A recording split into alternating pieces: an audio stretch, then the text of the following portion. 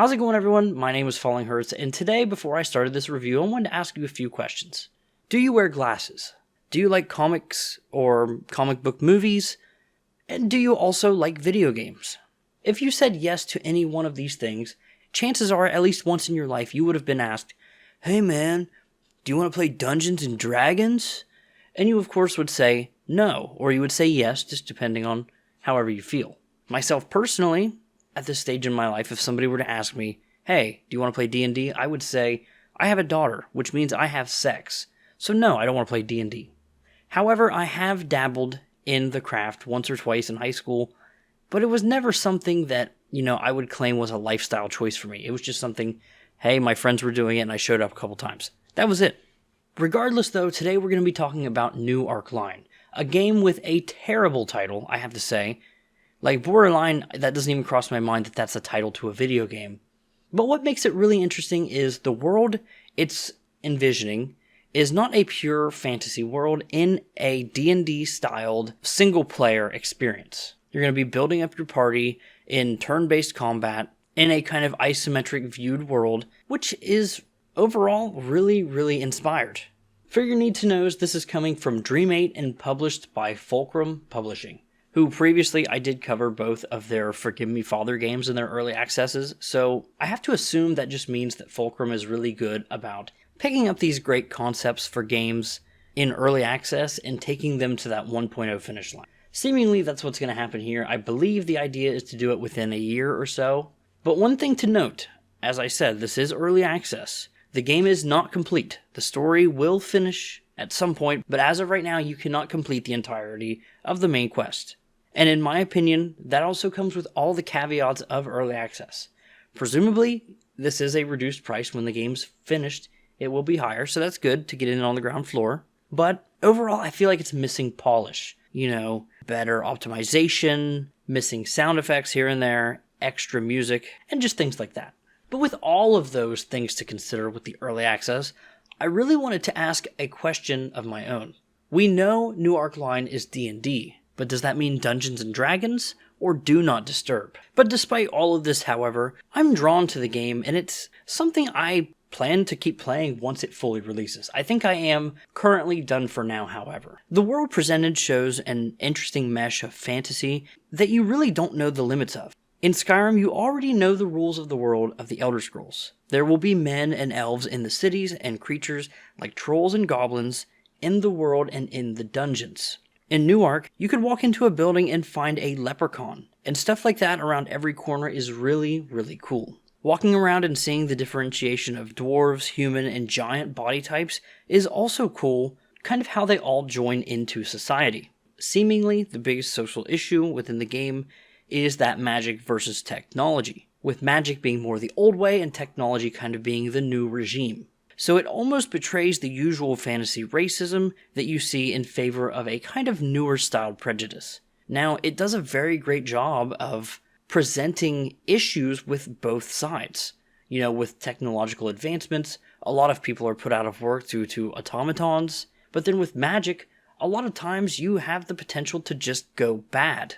And without spoilers to the main story, that issue is a huge touchstone for the narrative. Like I said, those issues coming up even within that first section of the game is great. But one instance I will give, it was a side quest, was where I walked by this creature working outside of a brothel.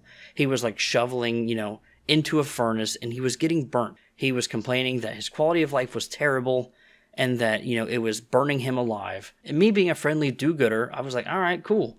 I will, I'll check on that for you, you know what I mean?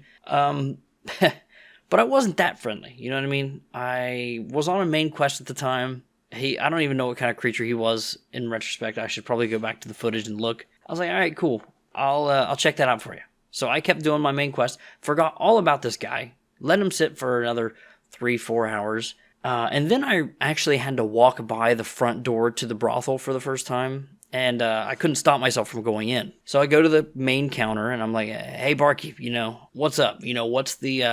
What's the goods and services y'all provide? And I noticed, outside of doing what I do, there was one line of dialogue that kind of indicated that I had a quest. Of course, in my brain, that hadn't connected what quest that was yet, because I was too busy thinking somewhere else. So I finally, I get to the bottom of this. I'm like, hey, listen, you need to let this creature go. He's being overworked. He is burning, and it is not humane what you're doing to him. And he's like, hey, listen, I save so much money using him instead of hiring other workers. This is what makes me being able to pay my women as high as I do. And I'm thinking to myself, okay, but listen, I had a few options to kind of change the outcome of the situation. I could use like persuasion or intimidation to try to talk him out of it, which those are skill checks. Or if I wanted to, I could also bribe him and say like, hey, I'll pay, the difference for however long or whatever, and it's just a flat rate, of course. But interestingly enough, you could also be like, nah, yeah, you're right, dude. You're doing the right thing. And whether or not I helped this creature or I helped, remained neutral with the barkeep, it impacts the level of magic versus technology in the area. And you'll get this little pop-up on the screen. Happens all the time. It's such a cool little feature. And it really starts to show the outcomes of your decisions in that way. And without going into the outcomes of the story itself, I would say the pacing of the story is a little slow because there's not really a fast travel element to the bits of the game that I was playing. So what ends up happening is you'll go across town for one objective, and then it'll be like, hey, you got to go back to where you started the quest. And then you'll have to go somewhere else again sometimes. And it's just so much running around, which you could get into other side quests and stuff like that. But I think the inability to actually get to places quickly enough is a bit of a hindrance to that element of the game. But that might just be me. I know a lot of people are anti-fast travel. Outside of the narrative, though, I did want to speak a little bit more about the presentation, and then we'll kind of round out with the gameplay, the meatiest bit. Presentation, I think the game world looks beautiful. I think it looks great. As I mentioned earlier, the optimization isn't very good. It kind of runs not that great on an RTX 3070 with a 5800X, which is not a bad system. It's just not the newest and the greatest thing. So I am going to be getting a new system soon, so I'll let you know if I ever do a 1.0 review how that changes things, but hopefully the game can begin running better as well. Because I think the game looks good, but I don't think it looks so good that it should be running as terribly as it does.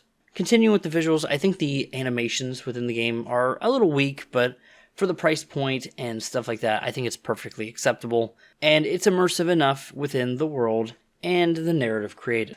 Now, from an audio presentation, I will say a lot of characters are not voiced within the game, but a lot on the main quest line are. I would say most of that's pretty good. However, I think the standout for me is the narrator character, which is basically like your dungeon master. He describes the scene and kind of sets the tone for a lot of your encounters within the game. And I really like this system overall, and I hope to see more of it. Although I will say that some of the voice acting for some of these quests would have added so much to the emotional elements of the storytelling.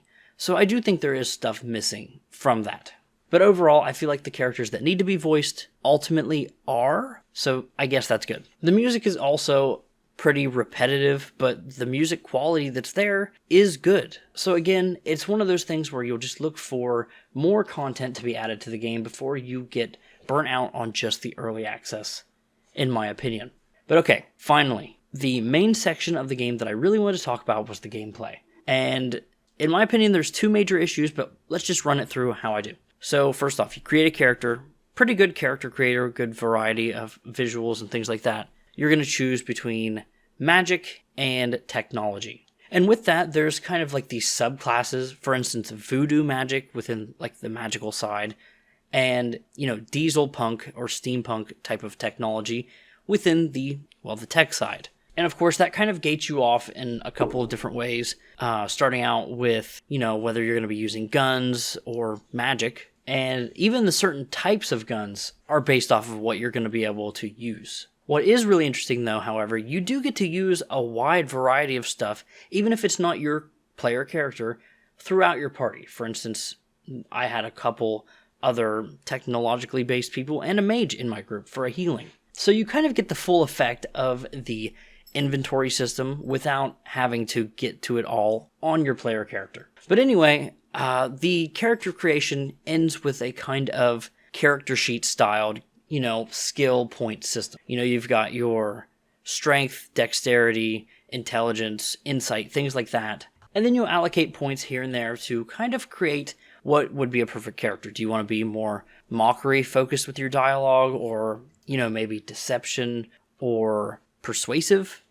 There's plenty of different ways to go about anything. Maybe even an insight check. That way, in a conversation, if there is a instance where a character is lying to you or not telling you the whole truth, sometimes there will be just a roll during the dialogue of the conversation, and if you pass it, the narrator might chime in and give you a little bit more tidbits of what you may need to know. Stuff like that is all really, really cool.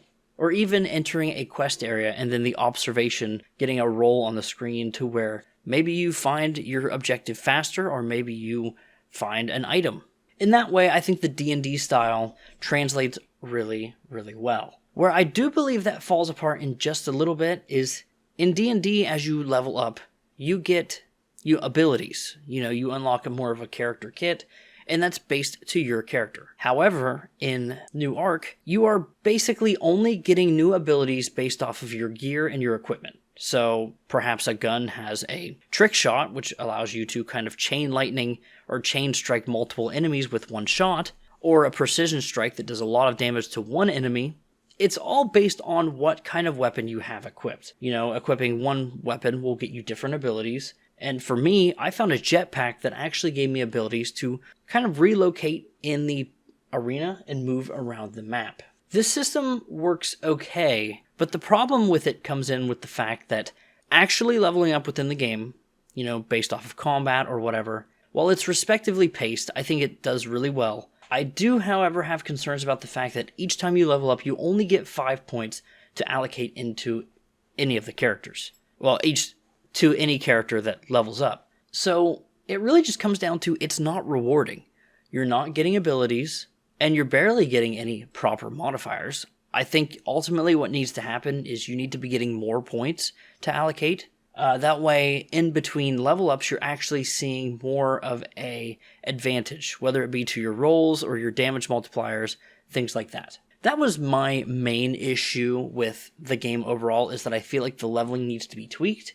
But the other issue that I had with the game was kind of its UI. I mean, it's very unresponsive, it's clunky, and when we go into combat, the mouse is very unreliable. Say I click on one of my weapon abilities that, has a cooldown. If I waste this shot or this turn, then I won't get another opportunity. Thankfully, it only lets you use it on enemies. I can't just miss willy-nilly. But there is a mechanic to the combat which is kind of interesting. Each turn, your character gets to move so far, like 8 meters, 10 meters, something like that. And there are certain weapons, for instance, my favorite shotgun, that has a point blank thing. You have to literally be 0 meters away from the enemy to complete the attack, complete the ability. And what happens is sometimes you'll click on an enemy and my guy will just completely run past where he needs to go, wasting that movement, that precious movement amount.